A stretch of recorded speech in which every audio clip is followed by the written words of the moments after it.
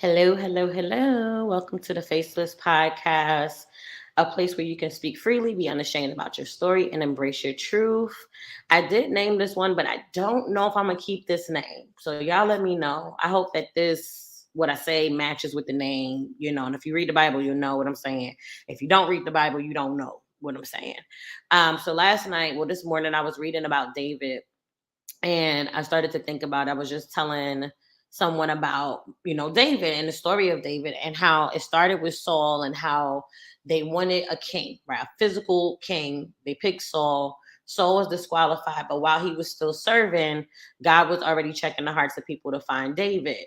And that when Prophet Samuel came to the house, David was there, but he was outside working. And Jesse had presented all his sons except for David, right? And it's crazy because it's kind of like his father grew up with him and didn't really see that he would be the next king.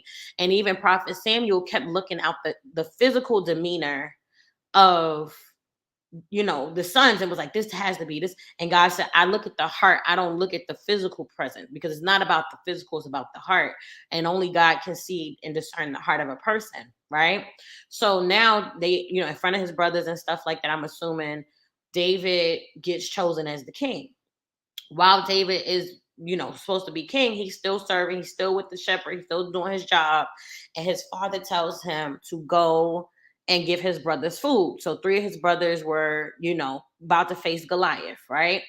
And before he went to go, he brought them food, and one of his brothers got mad and said, why are you here?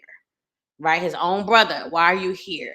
And I never noticed that. And I think it was the amplified version. If y'all looking for it, I never noticed that part in the story. And I've read that story a couple of times. And I was just like, why would his brother get so upset about him being there?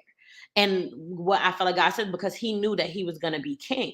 Right now, David was coming to serve his brothers. That's why he had food, to make sure they were good. He wasn't coming there to try to get in the throne of king. That wasn't what his intentions. I mean, I can't tell what his intentions were, but that wasn't what he was there for. Right. And then, so, David overhears Goliath talking junk about Israelite and, oh, I'm going to do this, I'm going to do that. And he's like, why y'all letting him talk like this? You know what I'm saying? Like, what's going on? And I feel like he was like, what does the person get who kills, the Philistine? What do they get? And then they were like, oh, you get no taxes and all of this other stuff. So David was like, okay, I'm finna do it, because everything I believe that they said had more to do with his family than it had to do with him. You know what I'm saying? Like, no taxes for your family and something else. I got to look up. I don't got the story up, y'all. This is just from my memory. So then Saul's like, you can't do it. So first Jesse didn't see anything in him, value in him. Prophet Samuel came, picked everybody but Jim until God told him. And then you got his brother who's mad that he's existing, basically. He mad he there.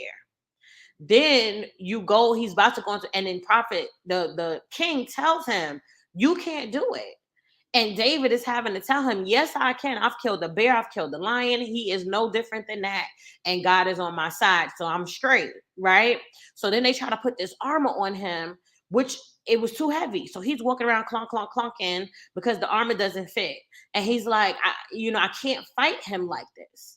And that's the part that stood out to me the most, because a lot of the times we are taking advice from people who has never been in a situation we want to be in, who doesn't have a life that we admire. And the truth of the matter is, while God could use anybody, so definitely use your discernment with this. The way that they did their business, or the way that they got their house, the way that they got married, that may not be the way that God wants you to do it. And it doesn't mean everybody has ill intent towards you, and they're trying to steer you the wrong way. They can only speak based on their experiences, but your experience may be different. So I can give you advice till I'm blue in the face. If you want to open up a bowling alley, I've never opened up a bowling alley. I don't know nothing about bowling. I can't tell you what to do. If God gives me, of course, God gives me the revelation or the wisdom, absolutely I can. But this is to say that a lot of the times we're taking advice from people that we really shouldn't be.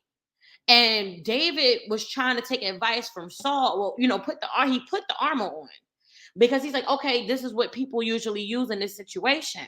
But he only needed five smooth stones because he's David. He knew how to fight a bear. He knew how to fight. So he saw him as an animal, and whatever wisdom God, gave him, that is the only thing that unlocked the blessing, that put him in the position that he became David the warrior. So a lot of the times we're looking for validation. We want people to validate who we are. We want people to be on board with what we're doing. We want everybody's approval. I want my mama to like it, my father to like it, my uncle to like it, my grandmother to like it, my grandfather. I want my whole family on board before I do this thing. But if it's never been done, they may not be able to see where you're going. They're the ceiling of their life based on whatever limited possibilities they had or whatever happened in their life. They may not be able to see or even know how to deal with you going to that level. And a lot of the times we do sometimes demonize people, but like, oh, they were trying to give me a false word. They were trying to do this. They were trying to do that. They can only go based on what God shows them. That may not be for them to give you advice in that thing. So you got to get into a place where you are so determined for what God told you to do that it does not matter what people's opinions are. Are you going to do it perfectly all the time? I mean, God, maybe the Lord will perfect it with you. But the truth of the matter is you got to do the first step. And David was just serving his brothers. He didn't force the thing to happen. He wasn't like, I'm trying to show them I'm a warrior because I'm finna be king. He still was serving. He still was shepherding. He still was dirty. They telling him he finna put on kingly robes. He still was in dirt. He still was dealing with dirty sheep, dirty animals in the backyard. Because baby, at that point, was he ever in the house? Okay, where was he living? I don't know. That's a joke. But I mean, for real, we have to get to a place when we realize your advice may not work for me. If somebody's living a life that you feel, you see the fruit of it and you're like, man, God is really speaking through this person, and you discern that that is the voice of the Lord, of course, go for it. Now, of course, there's instances that God may speak through anyone. But I feel like for this particular person or people that this word is for, everybody's going to give you advice. Everybody's going to have an opinion of how you need to do it, and you need to do it this way. You have to trust your gut. You got to trust God inside of you to know, okay, that is not the right thing for me. God showed me this. And you can't let go of that dream, no matter what, no matter who feels any kind of way. You get what I'm saying? So for me, God has been moving in my life. And I remember when I started a business, I didn't know anybody with a business. The only person I ever even knew had a business was my uncle.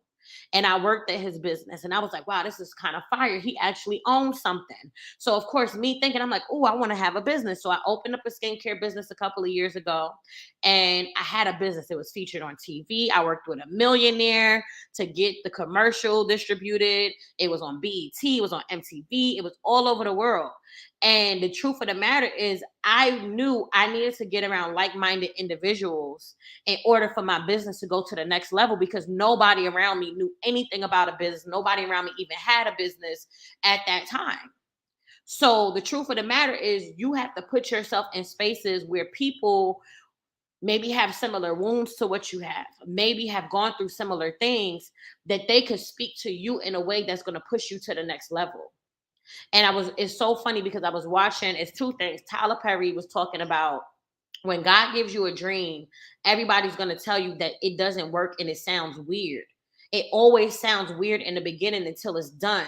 And then everybody jumps on the bandwagon. You know what I'm saying? But in the beginning, it's so innovative. It's so rare. So with the skincare business, I had a dream of the product. That's how I started the business. I dreamed about it, and God said, you need to do this. And then that opened up women empowerment events for my company. Right? So the truth of the matter is, God did it in a very unconventional way. What started to happen, though, I started leaning on my own understanding and releasing products that I didn't feel really connected to. You know what I'm saying? So I did end up shutting the business down before COVID, because I felt like I needed to reset to kind of figure out, okay, God, what do I need to do? You know what I'm saying? So always make sure the original vision that God gave you, while the vision will grow, while the vision will change sometimes, And not the whole vision, just parts of it, right? As you go deeper and deeper, there should become more revelation into that vision, into that dream.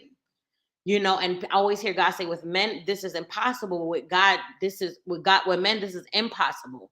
But with God, it is possible, right? So you really have to get to a place where you're like, this advice, I respect who this person that gave me this advice, but it's not for me. And you have to know that. You can't want to be the same and grow at the same time. You have to be willing to grow. And a lot of the times we're scared to grow because we're scared we're going to leave people behind. We're scared that we're changing. And I remember Sarah Jake Roberts, she just posted something and she said her husband is changing before her eyes. And with that, she's now having to relearn him every day because he's changing. We change. We're not the same people we were 3 years ago, 2 years ago, 5 years ago. I mean, I would hope that you're not the same person from 5 years, 3 years, 2 years. If you are, then there's some things that you might need to do to get to evolve, right? And she said that she has to leave. If he's reading a book, she has to read the book because she's trying to discover him again. And we need to do that with ourselves. A lot of the time, sometimes we don't even recognize who we've become because so much has happened in our lives. And we're like, okay, this is not how I've always been. So for me, when I first, I feel like moved away from my family and stuff, I slept a lot. I slept a lot. You know what I'm saying? I'm talking about 10 hours a day, 12 hours a day, just resting. I felt so tired and fatigued. And what God said to me was like, you needed to rest your mind. You need to rest your spirit. You were in the bed and it wasn't that you was being lazy. You needed rest. You needed restoration. So the truth of the matter is I needed that rest. And then I realized when I moved, you're not a mean person. I'm like, oh, I didn't know that. I thought I was mean. You know what I'm saying? Being from where I'm from, there's a kind of way we need to move, in order to survive, right? So the truth of the matter is when I moved out of that place, I changed. So I evolved. And I realized people around me, even now, I'm like trying to rediscover these people because while I'm changing and I'm evolving, they're changing too. And now when you grow and you start evolving, you have to kind of discern who's around you to see if they can go with you to the next level. Right? Because the truth of the matter is Jesse didn't see the potential in David. Saul didn't see the potential in David. Saul told him no.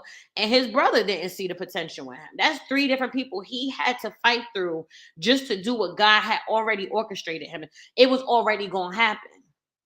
Something ingrained in David made him say, no, I could definitely kill this Goliath and I'm finna take his head off right now. And I'm going to show the people that God is victorious. He came in God's name to do it, not in his own. Even though he knew he was already going to be king, I think. I got to read the story again, y'all. So don't quote me. Go ahead and read the story. So that's what I felt like. I feel like when it's 2 things. When the armor doesn't fit and you don't feel settled, it's confusion, it's torment. That is not good advice. That's how your spirit is telling you. When it's a truth, when it's a truth that God is saying and you feel convicted about it, that's how you know it's God. When it's chaos going on and someone speaks and you're like, wow, I just feel peace and I hear God in this.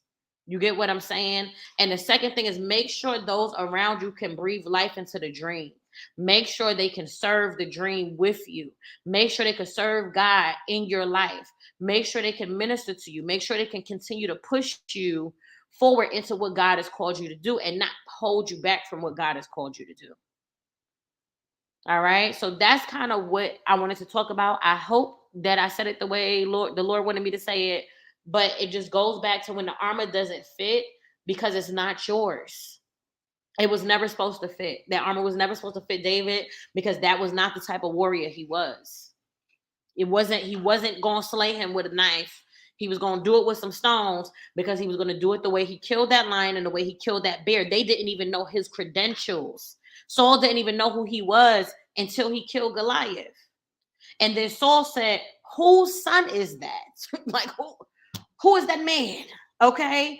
And his friend was like, I don't even know. Baby, they didn't even know he was Jesse's son. And then they asked him and he said, he kept saying, I'm your servant, the son of Jesse. Come on now. So I really, really hope that this brings clarity for whoever needs to listen.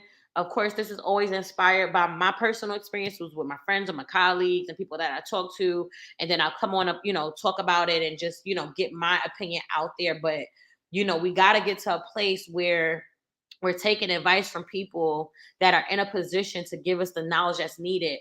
But at the same time, discern when certain parts of the advice is not for us.